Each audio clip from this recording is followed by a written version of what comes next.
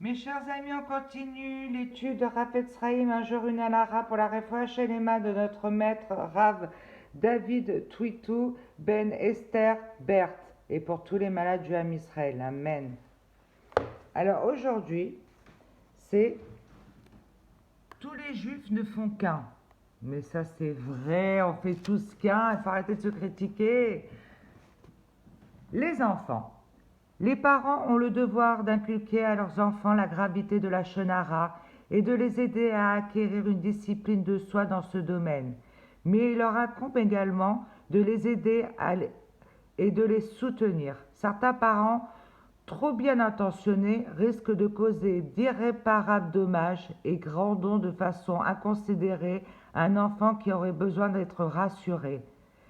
Oui, parce que des fois, il y a un enfant qui va venir vers vous en vous disant: oui, mon copain de classe, il m'a fait ça, nanana. Il faut le rassurer, il faut lui expliquer que son copain, machin et tout ça, maintenant, il a peut-être des problèmes avec ses parents, qu'il faut peut-être comprendre. Maintenant, attention, on vit une génération où il y a beaucoup, beaucoup de problèmes à l'école. Donc, il faut bien se renseigner si son enfant n'est pas n'est pas, j'arrive pas à trouver le mot, mais si son enfant n'est pas embêté par un enfant qui le perturbe dans la classe. Ça, il faut le dire à la haute direction de l'école. D'un autre côté, la permissivité n'est pas moins nuisible. Il apporte donc d'apprendre à distinguer les situations où l'enfant se confie à ses parents parce qu'il en a besoin et il a besoin de leur soutien, et celles où il dit de la shonara sans raison valable. Voilà, donc c'est bien ce que je dis. Si un enfant a besoin de parler à ses parents parce qu'il a besoin de leur dire qu'il est à l'école, on le prend pour un enfant, on le traumatise, quoi. Les parents ont le devoir de l'écouter. Maintenant, s'il lui raconte des ch'touillottes, les parents peuvent passer dessus, quoi. Il convient d'apprendre à l'enfant que lorsque les menus incidents qu'il rapporte contiennent des éléments péjoratifs sur l'autre genre, il ne doit pas dire des noms. Ah oui, ça c'est vrai. De dire: oui, il y a un garçon qui m'énerve, nanana, mais il ne faut pas dire son nom. En racontant que tel ou tel camarade s'est mal conduit en classe, il dit de la chenara, même si ce que le camarade a fait était drôle et spirituel. En revanche, l'enfant peut parfaitement relever l'identité d'un camarade qui le dérange ou l'importune en classe. Alors ça, c'est complètement vrai. Ou le traumatise, ou carrément lui fait du chantage. L'unité du peuple d'Israël. Le SMAG, alors c'était qui le SMAG? Bon, on le saura un peu plus tard. Rapporte une belle idée trouvée dans le Talmud Yerushalmi. Un homme marche en chemin lorsque soudain l'un de ses pieds bute contre l'autre et le fait trébucher. Le voilà par terre, couvert de bosses et d'égratignures. Songera-t-il à se venger du pied coupable au lieu de panser ses blessures? En voudra-t-il à ce pied?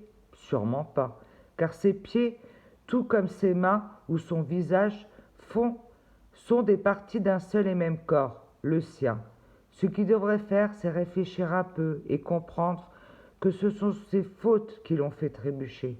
Il en est de même lorsqu'un voisin nous refuse le service demandé, nous blesse ou nous met dans l'embarras.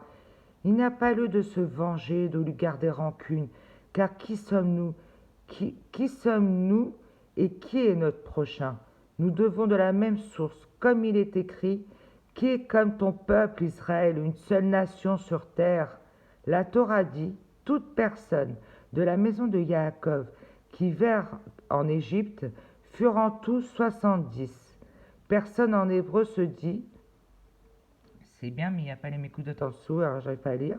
Mais c'est le singulier de, je ne sais pas, parce que j'ai pas les mécoudotes. Qui, alors si vous arrivez à le lire, ça serait super sympa de le traduire. Voilà. Voilà. Car le ciel, toutes les âmes du peuple d'Israël ne font qu'une entité, chacun tout en faisant partie d'un tout, possédant son indépendance et sa personnalité distincte, à la manière d'un corps qui est tout, mais qui est composé d'éléments distincts, qui possèdent chacune une formation individuelle. La suite, page 408 du jour 104. Donc je vais mettre ça, excusez-moi. 408.